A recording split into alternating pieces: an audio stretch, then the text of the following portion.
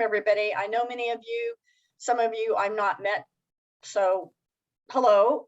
Thank you so much for participating in this oncology roundtable, 3 modules. Hopefully you were able to attend one of the first modules. If not, I think those are going to be recorded. I know they had one yesterday, early morning, and then there was one, I think, on September the 20th. So if you weren't able to listen to module 1, we can certainly send you the audio and the PowerPoint presentation, which will be very similar to what we're going through right today. But I thought it might be helpful to just very quickly go through to do introductions, and you can just say your name and what you do at your employer. So I'm Shelley Duncan, Executive Director of the Business Group on Health. And Matt, I'll let you go next.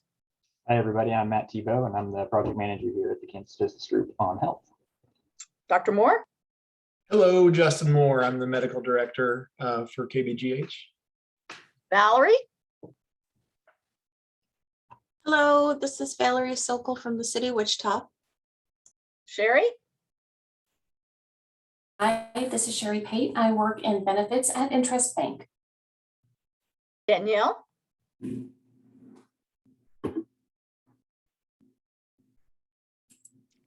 If you're talking, you're on mute. We can't hear you.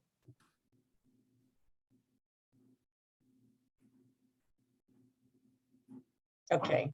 Oh, her mic's not working. She is the Employee Benefits Manager at USD 259. Welcome. Okay, and Gina.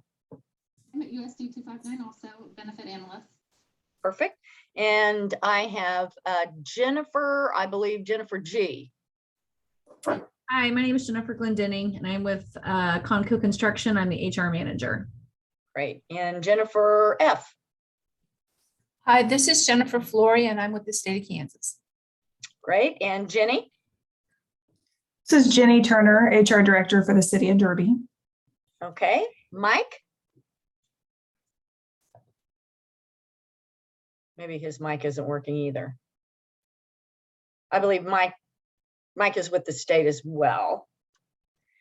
And Philip, we're just doing quick name and what you do, where you're at. Philip Brownlee, Medical Society of Sedgwick County.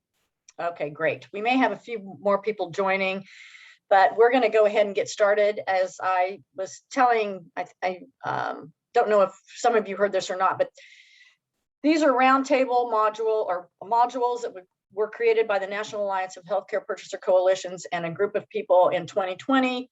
And the whole purpose of this is really to help communicate these modules to employers. And they really are focused on ways that you could change or create your benefit design that would potentially better serve employees that have been diagnosed with cancer.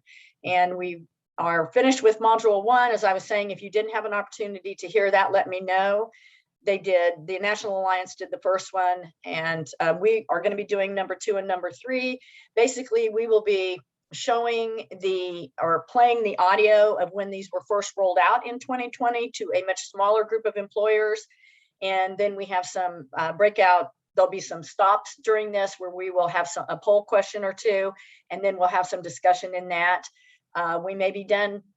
We have an hour and a half, so we may be done way before that, but if not, we'll have a hard stop at an hour and a half. So anyway, I will go ahead. I know that we're going to go ahead and Matt's just going to show this. We tried to test this yesterday a little bit since we're doing this virtually, but hopefully it should be okay. And I would just say, if you have questions during this, while the audio is playing, you won't be able to see the speakers, but you'll be able to hear them and see the PowerPoint that goes with it.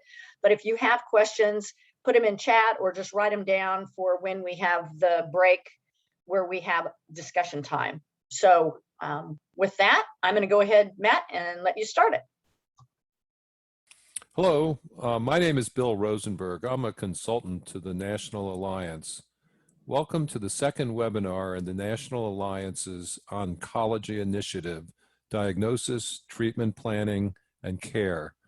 For those of you who missed the first module, Prevention and Preliminary Diagnosis, you can find the slides and a recording of the webinar on our website, nationalalliancehealth.org. Next slide, please.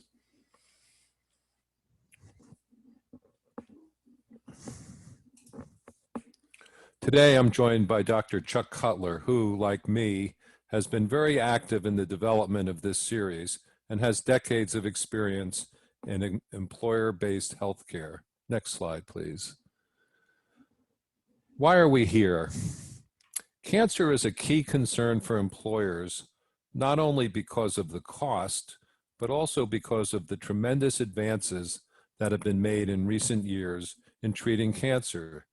This series builds on a report we published a little over a year ago called Achieving Value in Cancer Care.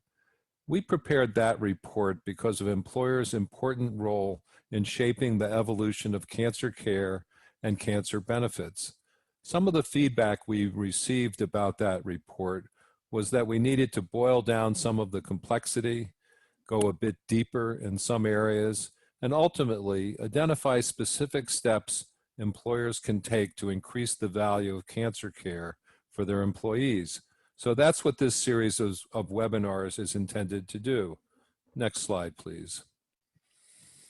One of the ways we decided to organize the complexity of cancer care is to walk in the patient's shoes along the cancer patient journey. Each of the images on this chart represents a step in that journey and serves to highlight focus areas for employers. Next slide, please. Today's webinar is, in essence, where the rubber meets the road: definitive diagnosis, treatment planning, and care. These are by no means the only elements of the patient journey that warrant attention. As we discussed in Module 1, prevention and early detection can have a major effect on patient outcomes and the value of cancer care benefits. Similarly, the great improvements in cancer care have dramatically increased recoveries and return to work. This trend represents another opportunity for value enhancement that we'll discuss in the next module: survivorship, surveillance, and return to work. Next slide.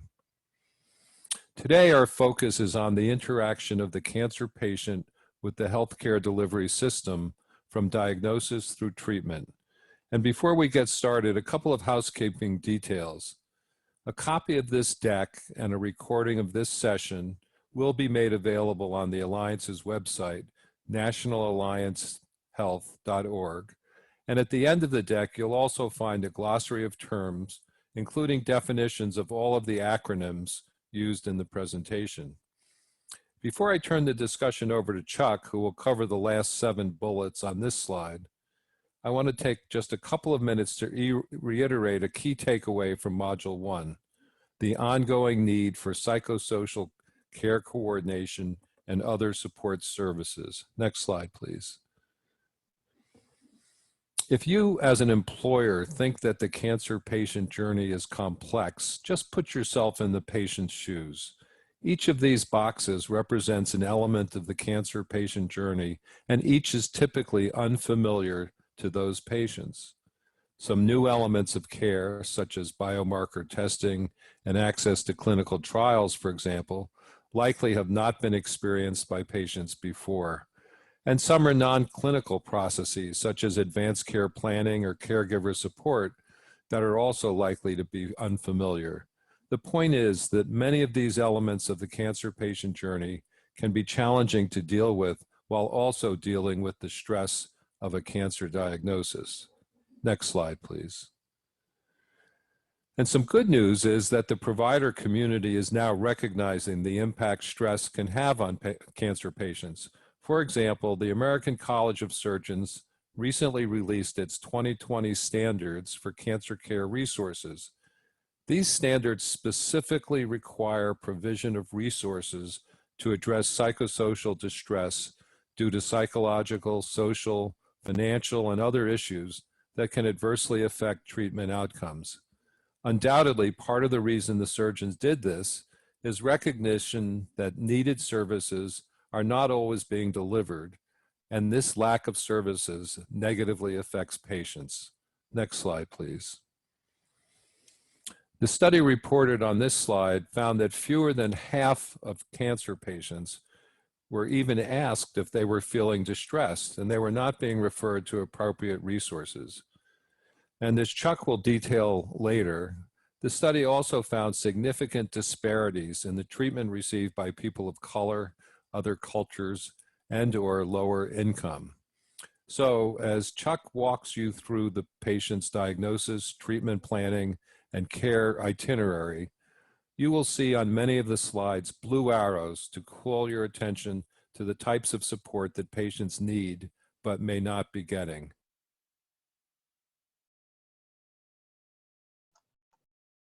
Okay, we are at our first stop here, and I think we have a poll question here. So Matt, if you could just answer here.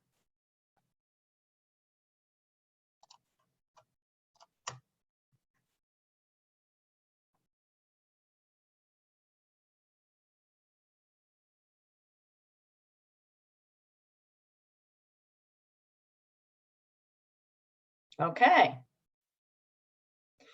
So 33% yes, you do have psychosocial support services in place, and the majority do not. So I wonder if those of you that have psychosocial support services in place, would you be willing to just talk a little bit about what those are?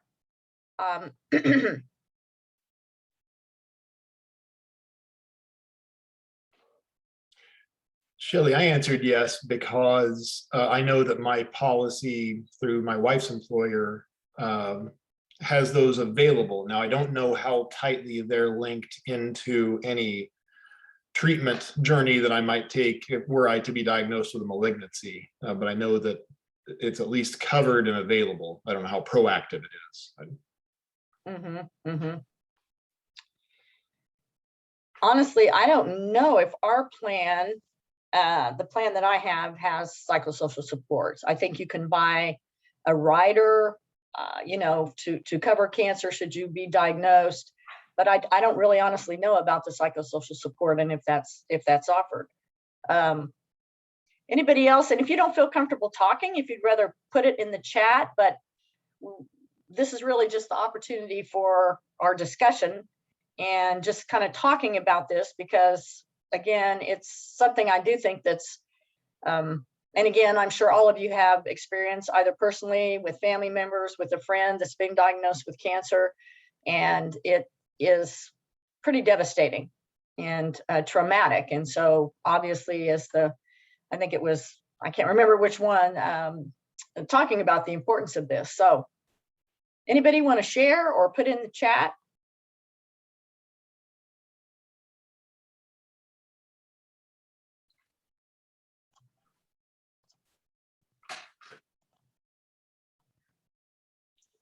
Okay.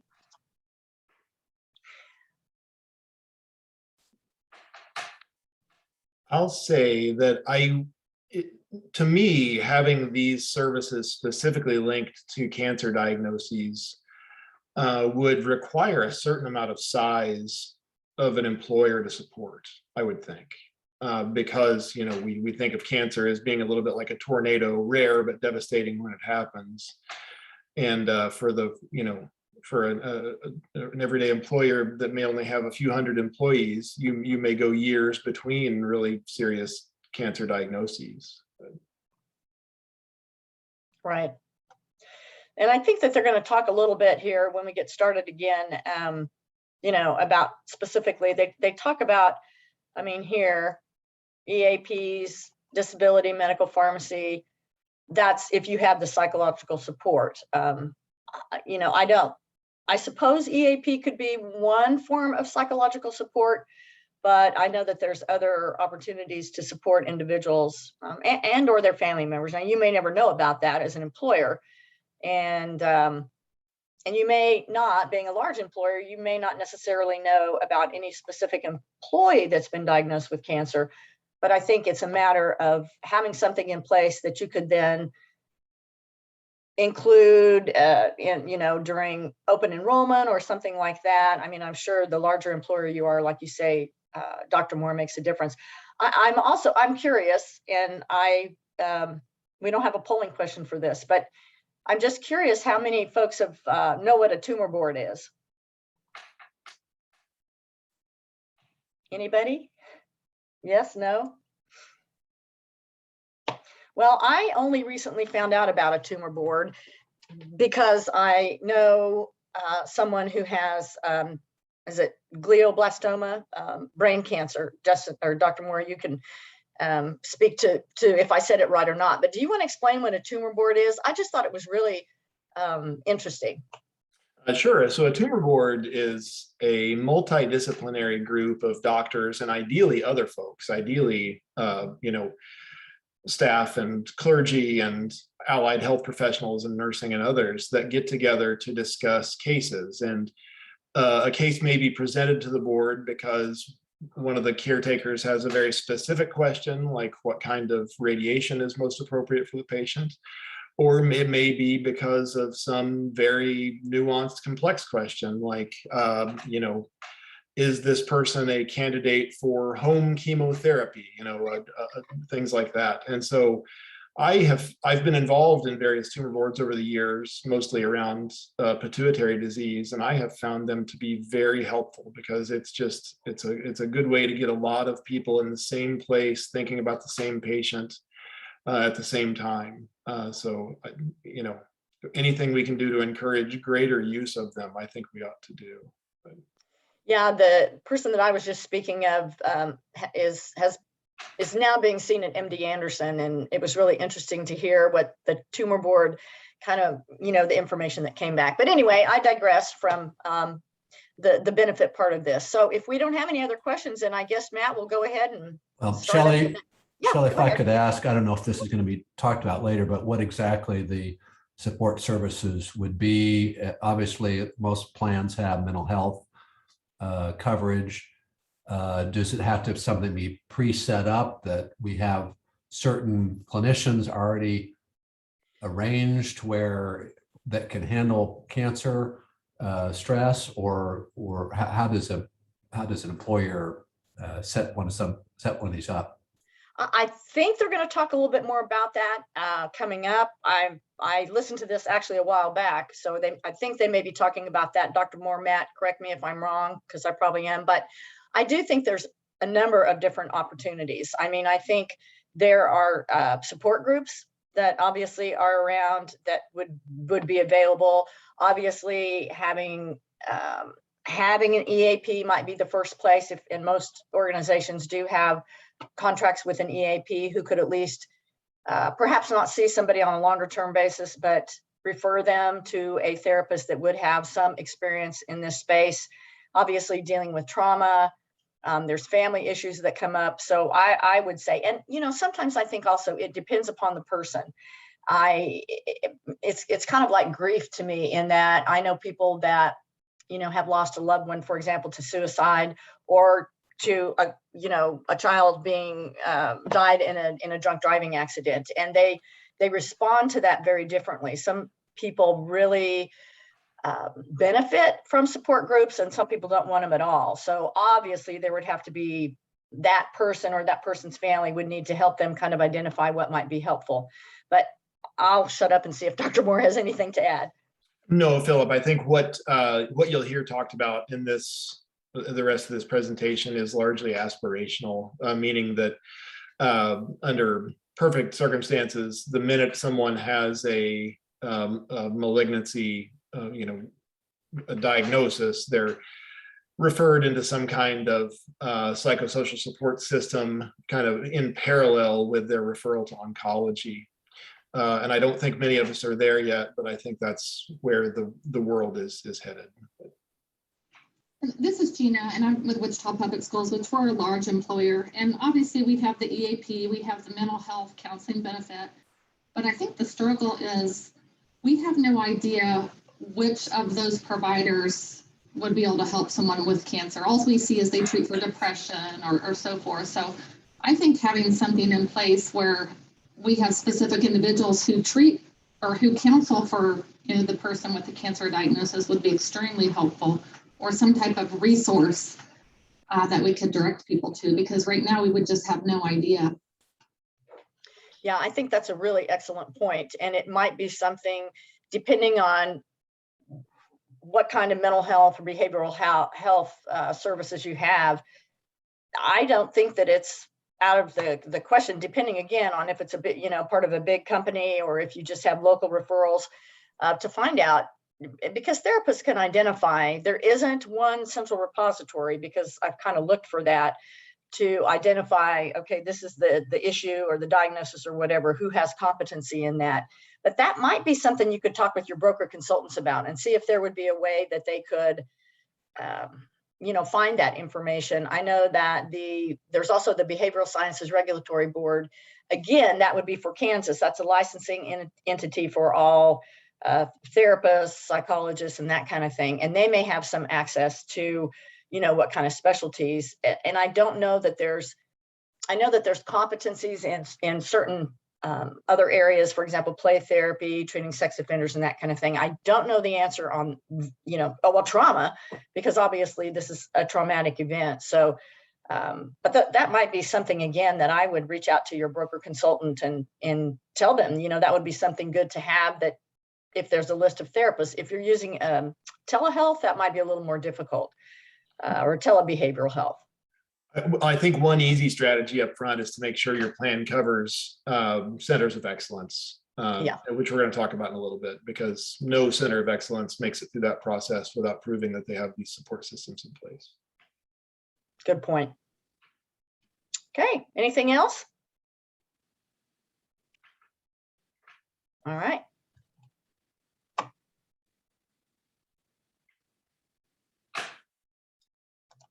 Goal is not to me. Goal is not.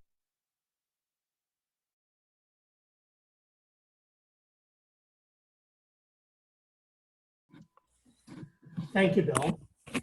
As Bill mentioned, our goal is not to make you experts in cancer, but rather to understand the process of cancer care, what should take place, and what you should expect for the support for your population. The diagnosis of cancer has gotten more complex recently. Now we look not only at the tumor type, but the specific cell type in which biomarkers are present. Since many tumors can be treated equally well with different modalities that have different side effects, all options should be discussed. And the treatment options should reflect the patient's preference based on the best information that they have available to them. Next slide, please. After the diagnosis, many patients will have questions, and there are a number of really good resources available for people to take advantage of. One is the information available from the National Comprehensive Cancer Network that has patient-friendly information in both video and written forms available on their website. The information includes not only basic information about the tumor, but also about testing, staging, treatment planning, and the side effects of different medications. Next slide, please. There are other organizations which have good questions to ask as well. These include the American Cancer Society and the Cleveland Clinic and the Mayo Clinic. It's important that patients understand all of their treatment options and participate in the process of choosing the treatment with their providers. They often want to know about clinical trials and what the specific goals of treatment are. There are questions about fertility and the effects of the medication that they'll be taking on other clinical areas as well. So it's good to be armed with these kinds of questions to ask when you meet with your treating providers. Next slide, please. One of the most important things, obviously, is to confirm the diagnosis. In the absence of the right diagnosis, patients are not going to get the best treatment. Some patients will want to have a second opinion. Well, it's not necessary in all cases. If someone thinks they would like to have a second opinion, the best time to do that is before treatment is started. And the second opinion should not only confirm the diagnosis, but also the stage of the cancer. If cancers are rare, it's often very useful to get an opinion from a center which treats more of those cancers than might otherwise occur in a community setting. So what do I mean by rare? Well, one good way to identify if something is rare is just to ask your doctor whether the doctor has treated many patients with this tumor type before. If the answer is no, if the doctor or the center has not treated very many people with this type of cancer, then it's often useful to get a second opinion. When there are trade-offs between the risks and benefits of different modalities, it's often very useful to get the opinion of all of the physicians participating in the treatment. This is called a tumor board, and it can occur virtually or it can occur in person. And the idea of the tumor board is to have all of the experts discuss the pluses and minuses of the different treatment options. A good example is when Senator Ted Kennedy had a neurological tumor. He arranged for a treatment board from experts around the world. While not very many people can do what Ted Kennedy did, many treatment centers offer the option of a tumor board with the different treatment specialists in that cancer center. Next slide, please. There is good news about treatment, and part of the good news is the fact that now treatment can be targeted to the specific tumor and tumor type. That requires that we identify markers that will drive the treatment decisions. These are biomarkers and have specific characteristics. They may be genetic markers that are different from the genetic markers used to identify someone's risk of inheriting that they have inherited that might increase their risk of developing cancer. And it includes non-genetic markers such as hormone markers to identify whether someone might be sensitive to hormone therapy. It's essential that these tests be performed before starting treatment. Some treatments will only work in people with a specific tumor marker. And while the good news is that many of these tests have less toxicity than the traditional cancer chemotherapy, they also are often much more expensive. They can range in the cost of $15,000 to $50,000 per month. So obviously it's important for both a quality and a cost perspective to have the test done to know who is sensitive to the particular treatment that may be best for them. Next slide, please. What can you do as a purchaser? One is to identify the support that health plans, providers, and other vendors make available. These support programs can include case management or psychosocial support, as Bill mentioned, funding resources, even things like medical bill review. Some vendors and some health plans also offer nurses that are trained specifically in oncology. And some providers, centers of excellence or patient-centered medical homes, they provide these services as well. There are many local resources such as the American Cancer Society and the cancer support communities that are available to patients. The best thing to do is to ask your plan how they engage your employees who have cancer and what resources they make available to them.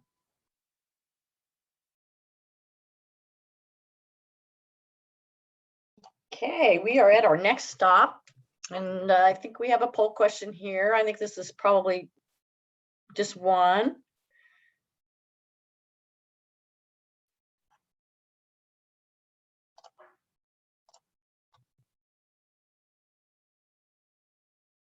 Oh, I didn't read it. Now it's off my screen, but do you have a process for second opinion?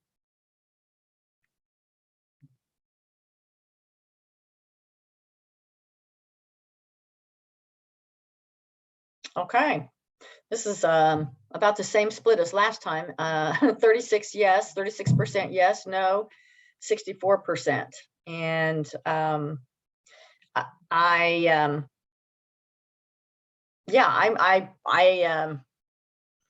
that's interesting. I mean, second opinions are something that I don't know as I guess a consumer or a patient. Getting a second opinion is something I don't know that I have ever thought much about or even considered doing, although I will tell you, I've asked Dr. Moore in the past about, do you think it's okay to get a second opinion? And his response was yes. So Dr. Moore, did you want to weigh in here on anything? I know we have 3 questions here. Sure. Well, in regards to second opinions, the literature is very positive with them, meaning that a substantial fraction of the time, especially with pathology, you get a different answer from the second doctor than you got from the first.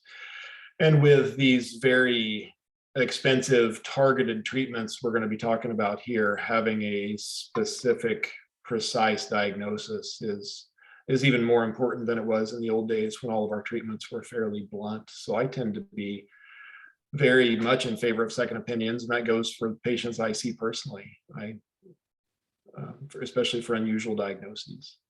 And we looked into this with some members a couple of years ago, and there's really no way to stop people from getting a second opinion. It's really a matter of how proactive you are about doing that. You know, people can always go out and see request a second pathology read or see a second oncologist, whatever.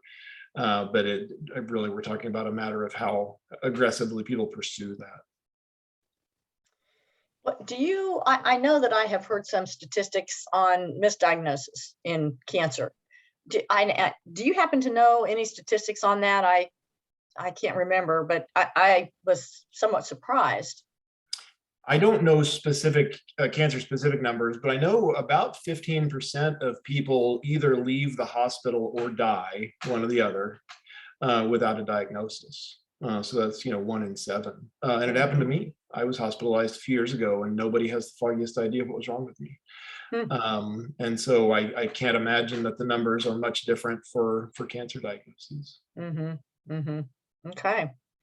Well, one of the things they mentioned, and they talk about it here and they mentioned it earlier, but specialized case management program. And I think one of the earlier slides, or maybe in the discussion, they were talking about the plan having something in place. And so that would be another opportunity. I mean, obviously it would depend on, who your carrier is, who your network is, and that kind of thing. But case management, I think, would be really helpful. And again, I don't know if that's very prevalent in terms of a diagnosis of cancer or not, but I would assume then the case manager could really help direct for all of those other things, like the support, maybe perhaps second opinion and that kind of thing.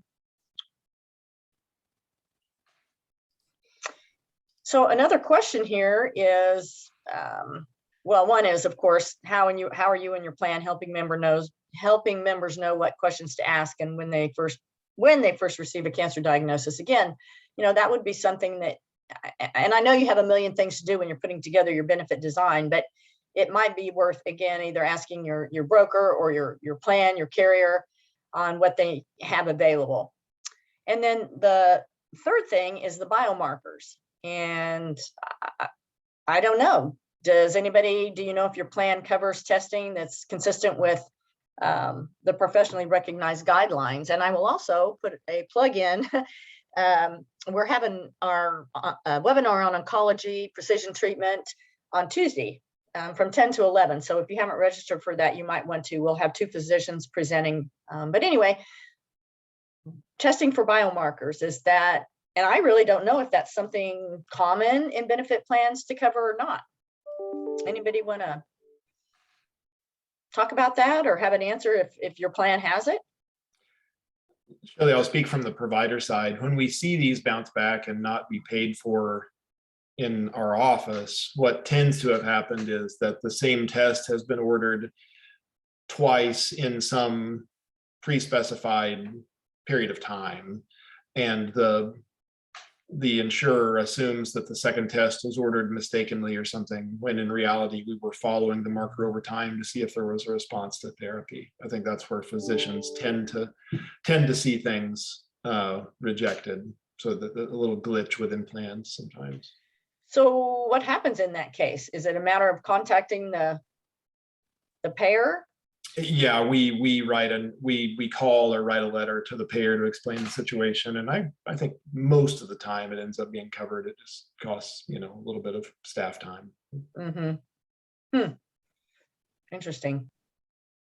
Anybody have any other response to that, or questions or comments about any of these things as you think about this in terms of your own benefit design? And again, I think, as Dr. Moore said earlier, these are, aspirational, just what this group that was working on this,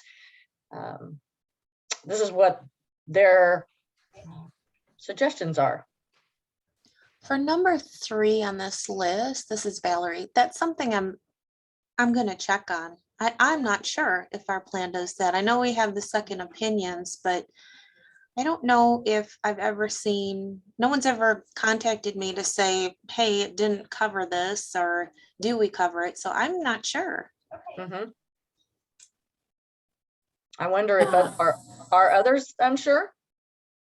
Yeah, this is Sherry. I was just gonna basically say the same thing as Valerie. I don't know if we do or not, but definitely something I think is worth looking into. But going back to the first question on this slide deck, you know, I think as someone who's been in benefits for a long time, you know, we try and direct people back through their healthcare providers when they have a diagnosis. And, you know, to some degree, it's not that we don't want to help. I think we don't know what is that fine line as the employer in, you know, directing someone to a particular service. What exactly is our role, and what are the limitations we have in place? You mean in terms of potential liability? Yes, or just, you know, some people, and I'm thinking about a couple of very sad and serious cancer situations that we've had over the years at the bank. You either have somebody who would embrace any input and feedback that could be given, and some people who really just want you to stay out of their business because you're the boss, you're the employer. I don't want you in messing with my health information. And so listening to the conversation, that's kind of where my head goes. Mm-hmm. It is a hazy line, isn't it? Yeah. Yeah, and you know, how do you? I mean, it talks about, you know, questions to ask. Could it be a document? You know, but I do think that those are important things for people to be mindful of. And again, because it may happen so rarely, again, depending on the size of the organization, but it isn't something that may be brought to HR's attention. And like you said, Sherry, that may be the last place that they go if they want to have any, you know, if they want to know, well, what do I need to do now? Typically, they would go to their provider and ask that. And but even if you are first working with your primary care physician, you know, would you have any idea what to ask? And honestly, I think what people do now, they go to the internet and they go to Dr. Google. I mean, seriously. Well, the slide, I don't remember what the organization was, but it was promoting that national cancer group, which sounded like that was a great place to go. Right. It had the questions you should be asking, kind of the things you should be thinking about. So I would think an HR person could provide that link and maybe the Cleveland Clinic and the others they mentioned of here's a good source for information. You also need to work closely with your primary care doctor and oncologist, et cetera. Right. Yeah. Right. That's an excellent point. Yeah. And I would say that it depends on the relationship that has been set up by the employer. I mean, we have a very, very strong wellness program in the city of Derby, and as a support for our to ensure that employees are getting the best possible service when it comes to health insurance, we offer assistance. And so employees come to us, even though they can go through the insurance to get claims resolved. You know, we self-fund, we have access to be able to help them. You know, it's obviously only when they come to us. So it's not us reaching out to help if they haven't came to us. But I'd say we have a lot of opportunities that we're able to help steer or advise of something that's available that they may not know about. And I've seen that happen. And we've seen it from the standpoint of, you know, an employee coming in and saying, I don't know what I'm going to do. I just was told I need this cancer drug and it's hideously expensive. You know, we've been able to help them get try to think of the word, basically financial assistance with it. Right. So I think it probably varies from each employer and how things are set up. But I love the idea of overview sheets, you know, that would work for any employer to be able to, hey, here's something that, you know, we could put out on the website for us in our Be Well Derby area. Yeah, Now, Jenny, when you talk about your wellness program, do you think that so based kind of back to what Sherry was saying of, not being sure about things, but do you think by virtue of having that program, or for some reason the staff are coming to HR and talking about that, do you think that there's a connection there? If that makes sense, if my question makes sense? I think so. Because they're so used to coming to us for so many different things. We give points for preventative exams and things, mammograms and all of those types of things. So I think there's more of a, who do you go to as a resource? And plus there's so many different, you've got your pharmaceutical provider, you've got your figuring out which doctor you're going to get that's in network. I mean, there's so many different things, and employers are like, I'm not sure which one of these to call. Is it Providers Care? Is it BMI? Is it, is MedTrack the one? Which isn't MedTrack anymore, but what I'm saying? It's hard for employees, when they're going through so much already, to figure out who do I call to find out more or what to do next. Right. And I think back to the one, the diagram with all of the different parts and entities and people that are involved in a diagnosis. And I think that's where case management could come in handy to really help people. Now, I'm sure most HR departments maybe, don't have a case manager, can't afford a case manager, but to me, case managers are so helpful in that regard to be able to direct people, to where they need to go. And I don't know, I'm sure larger, the big carriers probably have case managers for all kinds of different things, but I think that's our next topic, Shelley. I think that's okay. Well, and this is Gina. I was just going to mention, we do have case managers through our insurance company, but I will tell you that there is some hesitancy with some of our employees because they think they don't understand it's not replacing the care their doctor's providing them. So we do have some hesitancy for them to, partner with them, which is really kind of unfortunate. Now, Gina, did you say your employees or no? Our employees have access through Maritime, for example, our insurance company. So we pay for case management services through our carrier. Okay. Well, again, back to the, the issue of confusion. And I do think that, especially in the initial stage of a diagnosis and people are overwhelmed and not know what to do. And I'm not sure how you address the confusion, except maybe, again, I would think that the case management entity, would be able to help them understand what their role is. But yeah. And I can tell you, we try to help explain, they're a resource for you. They're not replacing care, but they can answer a lot of questions for you that maybe you're not able to get answered quickly from your provider and so forth. Yeah. Well, I can tell you that employees will call us because they've gotten a call from so-and-so with such and such. Is this a scam? I don't know what this is. We're like, no, they're legit. That's the case manager. So I think probably there's a lot of those phone calls that don't get returned, because employees skeptical of it. Yeah. And then how do you communicate to all your employees on a consistent basis? They may hear about it once, but then they may forget that that's available and not understand what the case manager actually does. I mean, I'm not sure how you exactly resolve that. No, you're right. And they do hear about it. They hear about it every year at open enrollment, and they don't care about it until it happens. And so then they don't work. Yeah. But that's I mean, I'm sure it can be very helpful for a number of things, the case management. I think case management is great for all kinds of different things, but yeah. Anybody have anything else? Okay. We have, I believe, 2 more sections. Matt gets the joy of trying to, because these audios stop to allow for conversation, but you don't know exactly how long it's. Maybe Matt has it. Excuse me.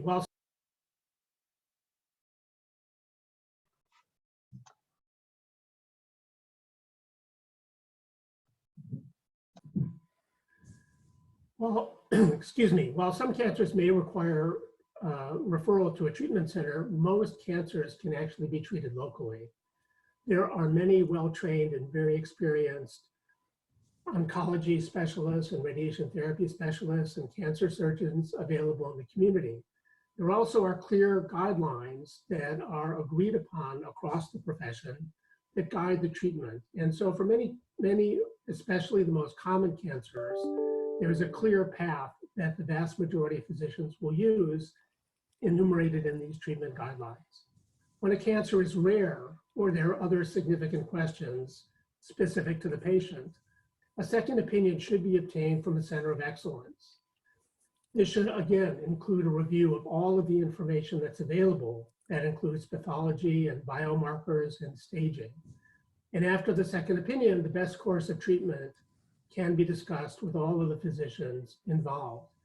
Even if the patient is sent to a centers of excellence that may be far from where they live, oftentimes the treatment can be delivered locally with ongoing consultation with the center of excellence. Next slide, please.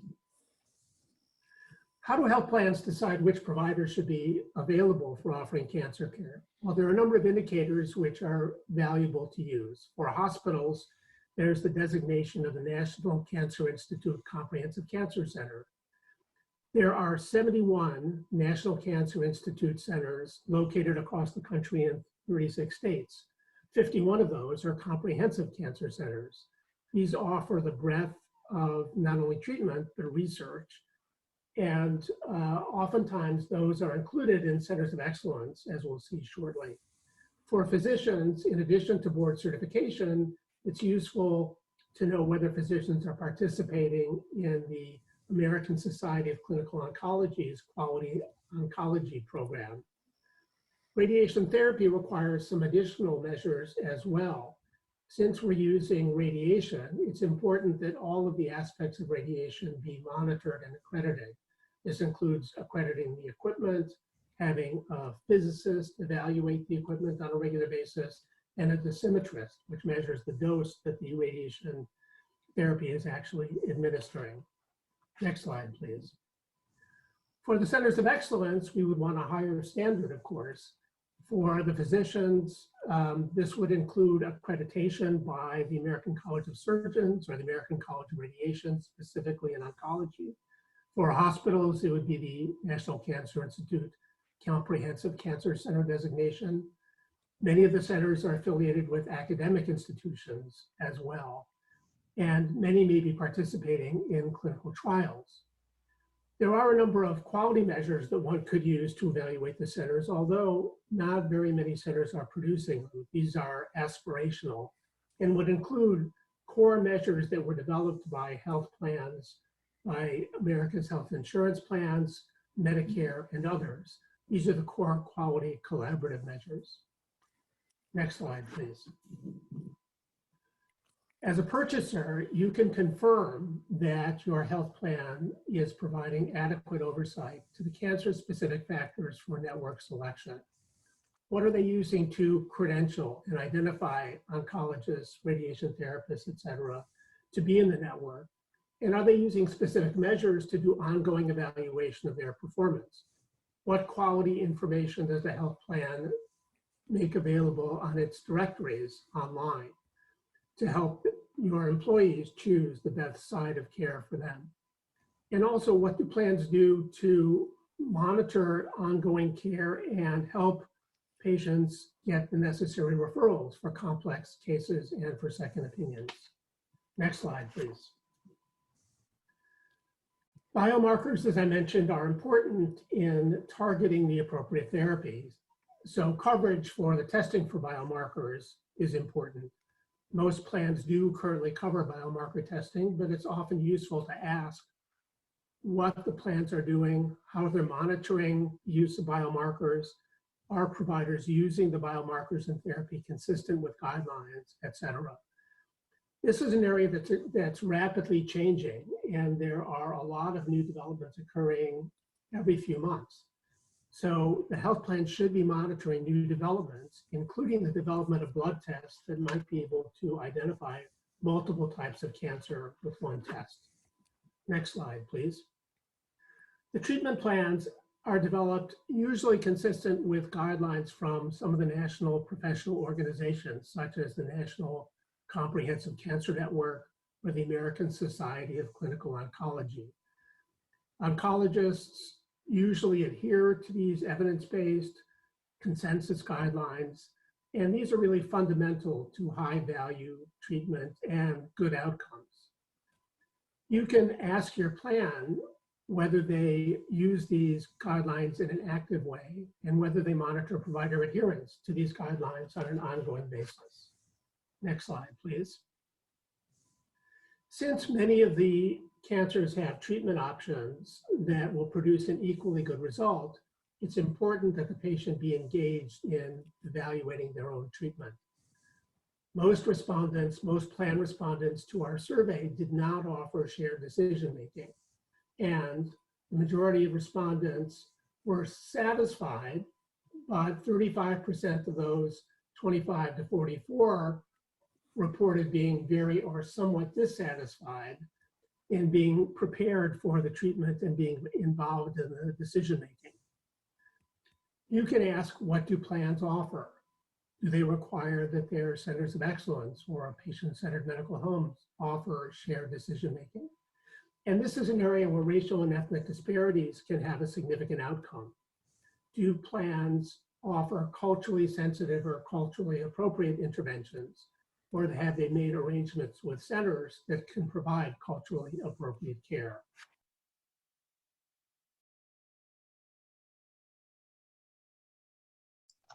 Okay. Another break. And I think we have a poll question. How do you know that cancer care for your employees is high quality?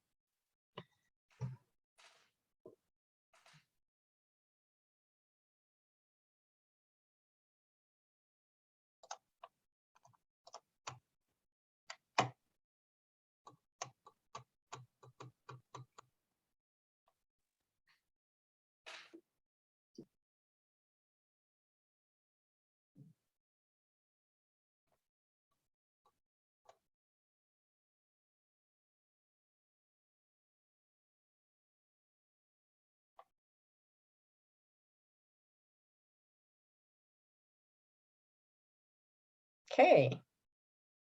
Okay.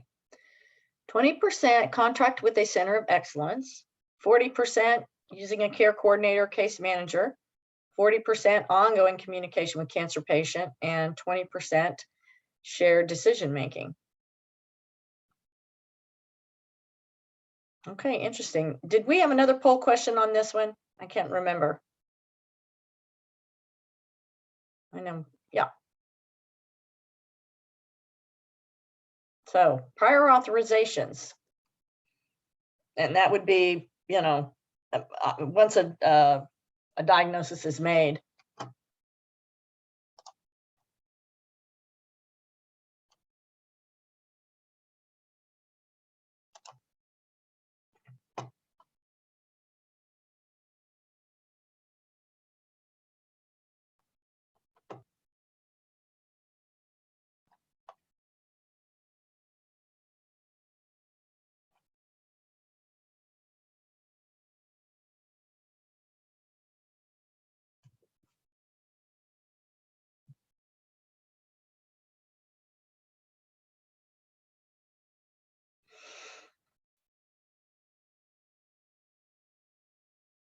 Okay, usually 3 days, 67%, and then there's no minimum timeline. So, interesting.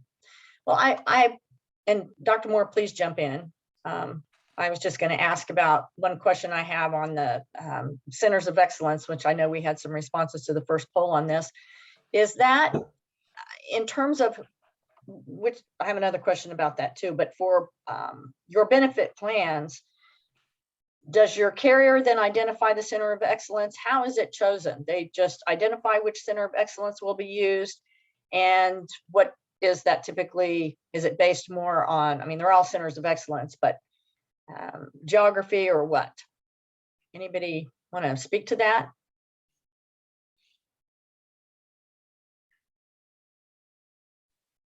This is Gina with Wichita Public Schools. So our centers of excellence are just in our network. So it's if the patient and the provider wants to direct their patient there, they're in network. So Oh, okay.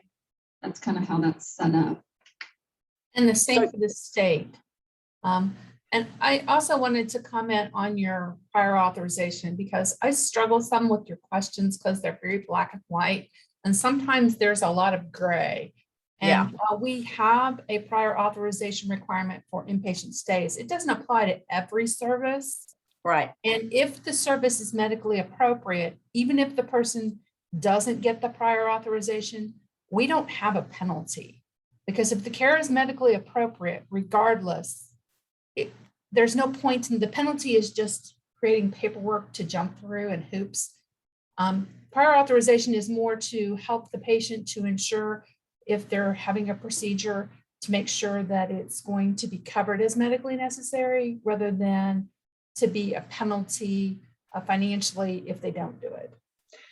So even though you do have a prior authorization, you don't have a specific time frame. There's a time frame, it's 72 hours, but if a patient gets care and they don't do the prior authorization, the claim is still reviewed, and if it was medically appropriate, there is no penalty for not having done the prior authorization. So does that happen often? Because I We mean, don't track it. okay. Okay. We just have found that putting in place something that has a financial penalty, if it's an appropriate service, generally is not viewed very positively by our members and Right. by our governing body. Well, and if I may ask too, what for a prior authorization, and especially, and I'll ask you about this, Jennifer, what do you require? What does your plan require for the second or the prior authorization to be completed? Usually it's the member works with the physician, and the physician's offices who actually calls and provides the carrier with information about what services are going to be needed, the anticipated length of stay, that type of thing. And then, so once that's paid, I'm just curious, or once that is performed, whatever that procedure is, by virtue of the prior authorization, is there further scrutiny on that before it's paid? No, it would be processed just like any other claim would be. If the medical records are necessary, they would be requested. I mean, it doesn't guarantee, prior authorizations don't guarantee payment. It's just a way to help the member understand potentially what their out-of-pocket can be, to help them to make sure that, you know, if there's any question about whether or not the service is an eligible service, they get those questions answered up front. It's more informational. But if they don't do it for some reason and it's still an appropriate care that they've received, it's still going to be paid the same way. And then do you have the same timeline for everything, or do you vary it at all by diagnosis? No, it's the same timeline. It's the 72 hours, and it only applies to hospitalizations. Oh, okay. Hospitalizations, what about ambulatory surgical centers? I do not believe it applies to them. I think it's only for inpatient hospital stays. Which is going to be the most expensive. Yeah. Yeah, I understand that. Okay. So another question I had regarding centers of excellence, then we'll let Dr. Moore talk, but one question I have, and Dr. Moore, maybe I'll ask you this or anyone else that may have the answer, is that typically, at least for me anywhere, you know, you hear cancer and you think of MD Anderson, and yet, you know, you can't just get a diagnosis and go there, as I understand it. So does anyone know, like, what are the steps to get to, you know, one of the more well-known? And I guess the other question I have is MD Anderson, even though we hear so much about it, you know, is it truly like the best center of excellence, or any answers to all those questions, Dr. Moore? Well, I don't know that there's any global best center of excellence. The thing that I think you get out of going to a comprehensive cancer center isn't necessarily a smarter doctor or access to different drugs or anything like that. I think you get some very specialized surgical expertise in certain cases, you know, a surgical case that local people may just not do often enough to be comfortable with. And then you get access to clinical trials that you may not have locally, depending on where you are, although we have a very active CCOP here in town. And then you get some care coordination that you don't get in other places, where there may be a twice weekly tumor board or something like that your patient can be discussed in a multidisciplinary way. You don't necessarily get a super doctor in any given place. So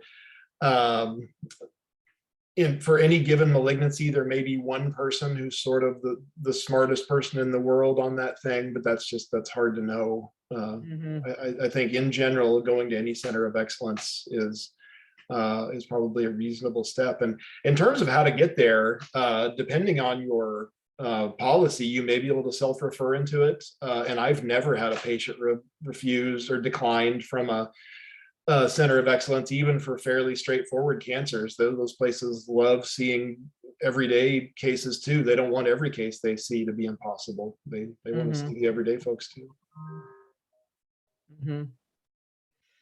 And I think we're close enough. We have enough video or enough content left here. We probably ought to get going. Oh, okay. I'm not even paying attention to time. So sorry.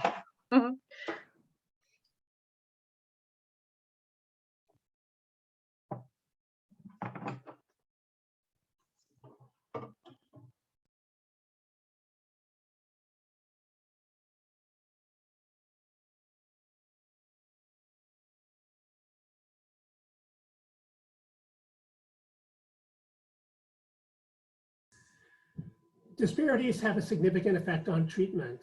Almost half of non-white minorities said it was important for them to be treated by doctors who understood their culture. These patients were less likely than whites to receive treatment from providers like themselves. This isn't surprising, since according to the American Society of Clinical Oncology, only little more than 2% of oncologists are African American, and over 5% are Hispanic. Patients may not be able to be treated by physicians like them, but they certainly can expect to have culturally sensitive interactions. One good example is that women from some cultures and religions don't feel comfortable in allowing male physicians to examine or treat them, and may require female physicians or other accommodations. It's this sensitivity to the need of different populations that will both provide higher levels of satisfaction, but also better outcomes. Next slide, please. What are some of the disparities that we see in cancer? They're frequently seen in people with lower socioeconomic groups who may have difficulties getting access to care. Rates of cancer are different among different ethnic groups. For example, kidney cancer is more common among American Indians and Alaskan Natives. The characteristics of the cancer also vary by racial and ethnic groups. African American women are much more likely to have what's called triple negative breast cancer. That means they're not going to be sensitive to some of the hormonal and other treatments than white women might be.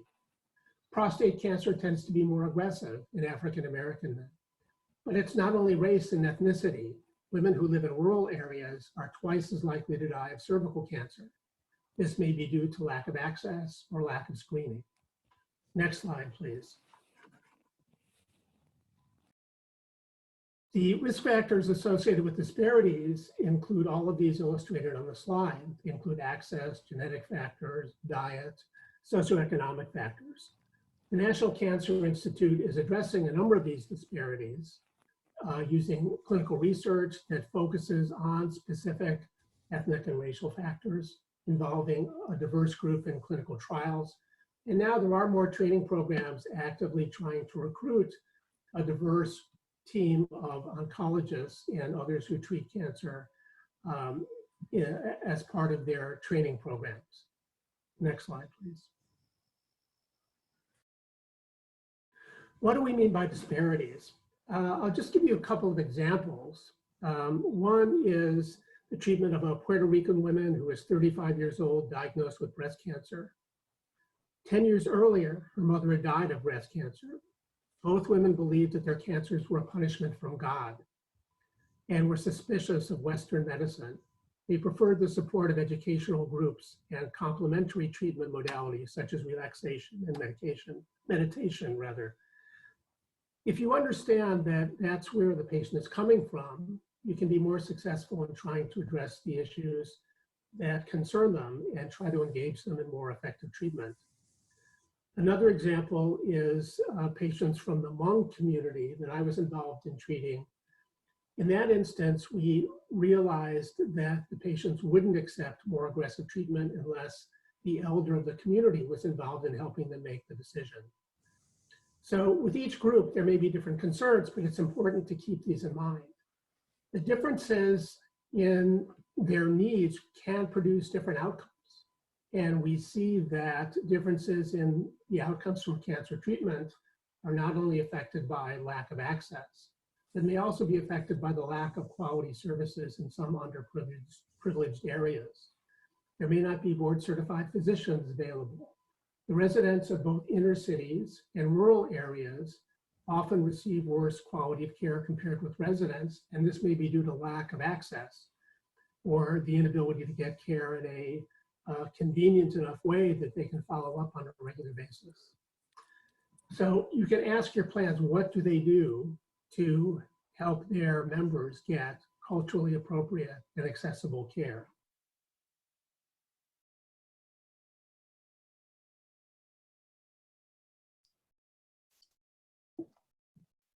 Well, the issue of health equity and disparities is becoming more and more under the spotlight. So our poll question, do you track data based on race and or ethnicity?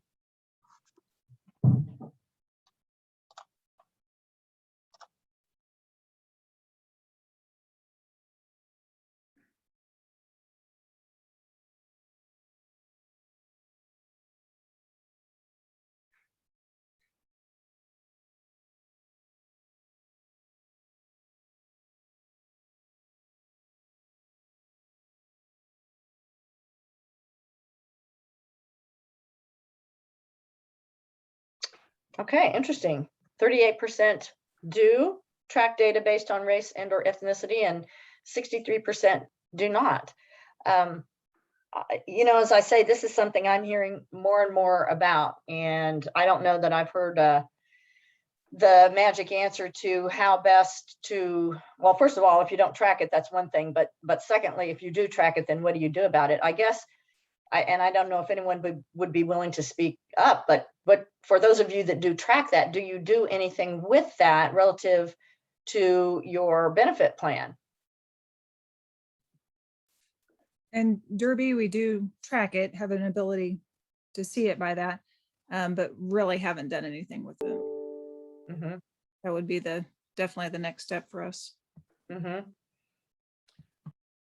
Yeah, oh, go ahead. I'm sorry, I interrupted someone. Oh, sorry, Dr. Moore. This is Sherry. We have received data for a number of years by gender, and we've just recently started feeding ethnicity to UMR. So we haven't seen the results yet. And I think probably similar to Jenny, when we get that data, not 100% sure what our next steps would be. Because when we started having those conversations with UMR, one of our additional questions, once we confirmed they could take that data field from us, was, you know, trying to understand how diverse their network is. And we didn't really get a good answer. We got what was probably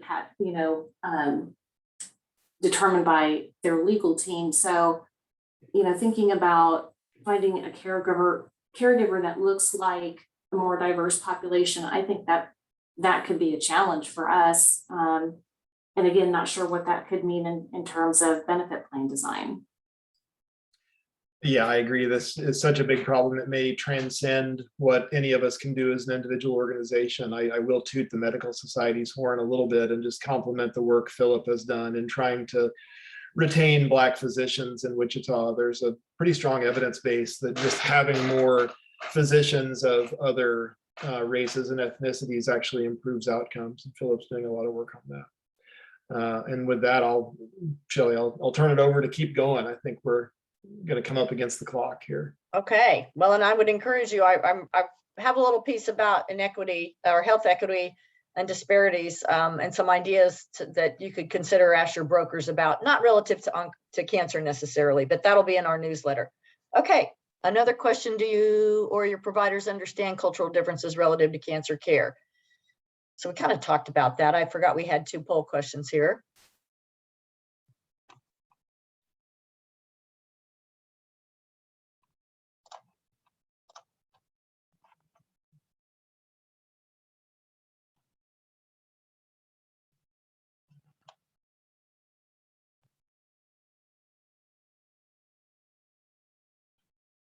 We'll get this answered. And I think, again, I do think it's something to be aware of.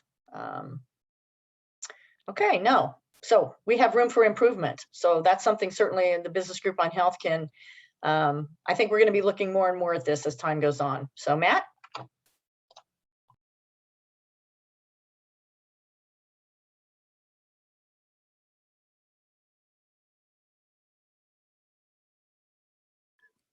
Since cancer often is something that people feel need to be addressed as quickly as possible, timeliness is important here as well, not only for treatment, but for the mental reassurance of patients who are in the process of getting care. So how does this work? The initial treatments protocols will drive outcomes and cost. It's important that we get it right from the beginning. It's important that the review process be as transparent, as timely as possible. And since there are guidelines available that are professionally developed, that are consensus guidelines and evidence-based, it's important that the review process use these as part of the decision-making process. Next slide, please. Many therapies require the treatment using chemotherapy as an infusion. In this case, the total cost of the chemotherapy should be bundled to include both the drug and the infusions cost. Plans should have a process to be able to manage this, either manage it themselves or manage it with their PBM or their specialty PBM. There should be contracts in place that help fix the cost for these treatments which are delivered through infusion. It's also important to provide coordination across multiple vendors and people involved in care.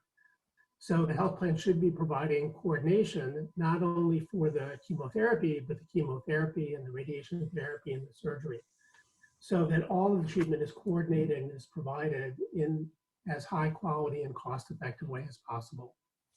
Next slide, please. You should ask your health plans about their authorization process. Does it include all of these modalities? Does it include ways of increasing efficiency, such as interactive voice response or an online process? Oftentimes, the delays are due to the lack of complete clinical information. As I mentioned, some treatments require the presence of a specific biomarker, so the plan will ask whether that biomarker is available. They will need to follow up often to get clinical information from physicians. And one question to ask the plans is, what do they do? How do they follow up in order to get the information they need in a timely way? Plans also put processes in place to decrease the need for prior authorization. Those physicians who typically practice consistent with the guidelines can get a, quote, gold card, unquote. That means that they no longer need to participate in prior authorization, but have retrospective review on a sample of their patients. Patient-centered medical homes may be given the same kinds of pass on prior authorization as may be the case for centers of excellence. Next slide, please. You can ask your plans what they do to supervise the process, but also what do they do to be timely in a way that's consistent with the NCQA standards. The NCQA requires that for concurrent review, if the treatment is already in process, you should be able to make a decision within 24 hours, and for pre-service review within 72 hours. Does the health plan process sound reasonable? Does it allow for review of appropriateness, and does it minimize unnecessary delays? These are all things which the plan should be able to explain to you in an easy to understand way. Next slide, please. People will often ask about clinical trials. In many cases, the treatment for cancers, especially the common ones, are well described and are very successful. But it's reasonable to ask about clinical trials. For a minority of cancers, there is no successful treatment.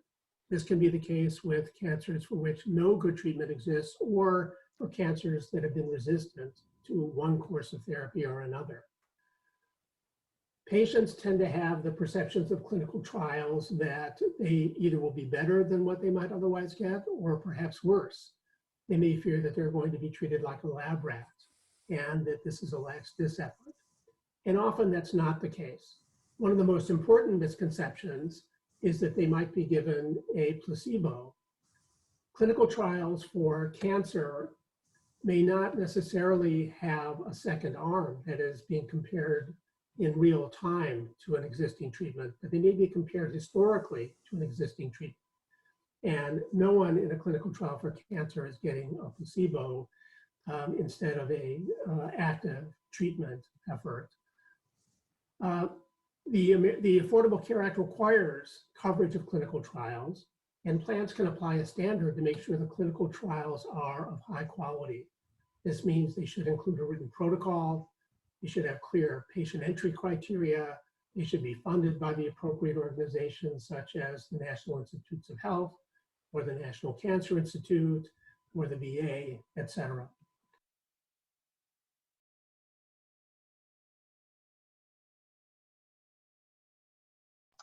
Okay, I think we have one more poll question. Whoopsie.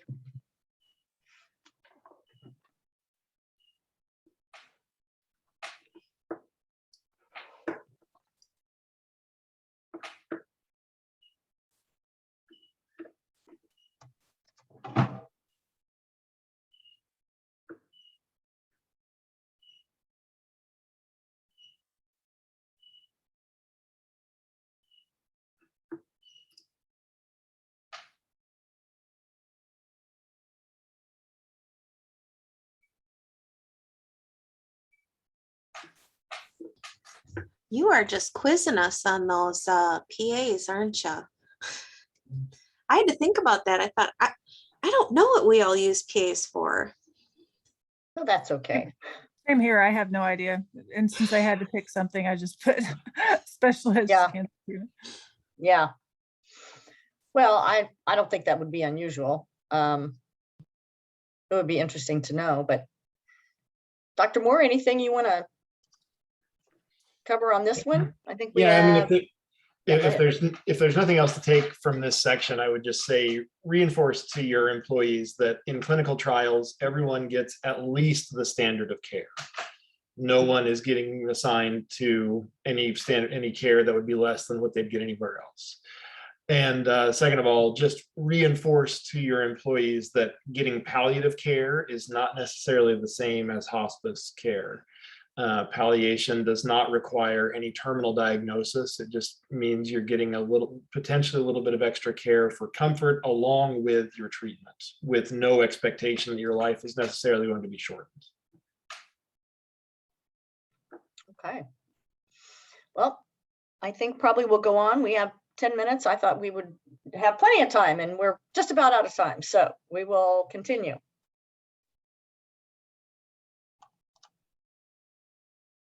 Self in the patient's shoes.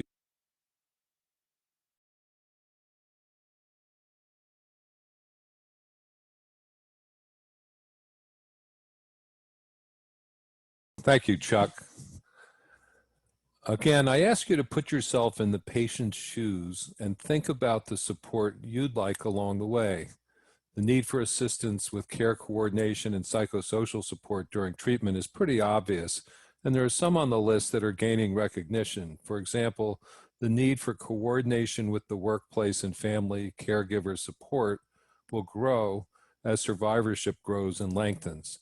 The need to educate patients early about how palliative care can help and improve the quality of life, and the need to educate your workforce about advanced care plans before dire circumstances, whether cancer or a car crash or other severe illness or injury. Doesn't it make sense to address these issues before the stress of the moment? Next slide, please. As much as employers, health plans, and providers recognize the growing need for support services along the cancer patient journey, these services are often fragmented and not uniformly available geographically. This situation can add to the complexity and stress that need to be overcome. Some employers have gone outside to third-party vendors, for example, through a huddle that brings together all participants, health plan, PBM, cancer support, EAP, specialty pharmacy, wellness programs, etc. You can find more out about our cancer huddles on the Alliance website. Today, most employers will work with their health plans and should check to see that the needed resources are there. I'm not going to read this entire punch list of questions you should ask your plans, but suffice to say that employers should know the who, what, how, when, and where for all of the services their members need and work to fill the gaps identified. Next slide, please. So what are some of today's key takeaways? I hope we've made the point that cancer patients and their families need support along the entire journey. More importantly, employers need to take a proactive role in making sure that patients in distress know about and receive necessary services, and that responsibility and accountability for service delivery is in place.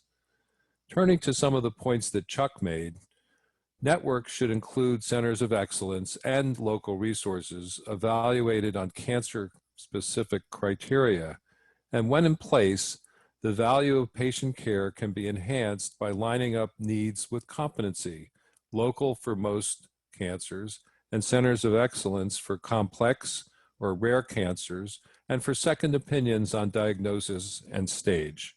Next slide, please.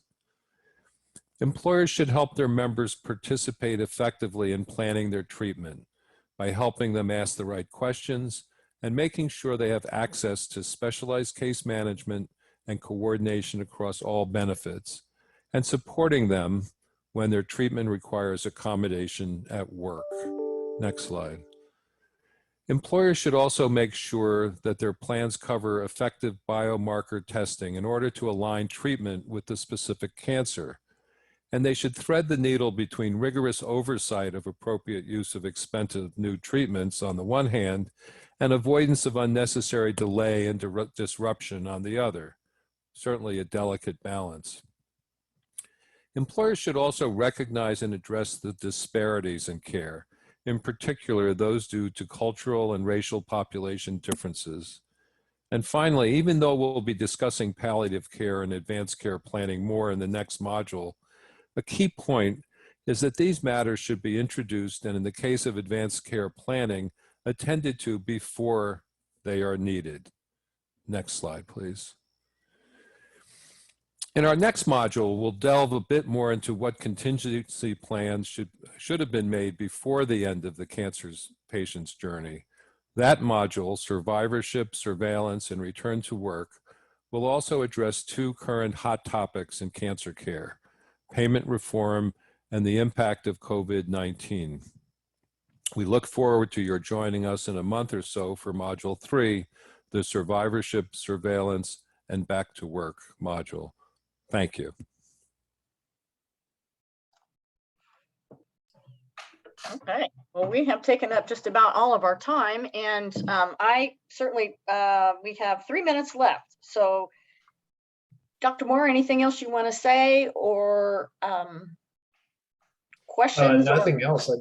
I'm always impressed with the thoughtfulness of this group, and I'm happy to hear everyone's input on these topics. It's a tough set of issues. Yeah, I absolutely agree. And I will send you the PowerPoint. And then there's another document. We didn't want to have to send you or go through too much on this one. Probably had maybe a few too many poll questions. So we will be prepared. I will be better prepared next time. I think we will not have a month before we meet again. I think we meet on the 4th of November, if I'm correct. But any last thoughts from anyone?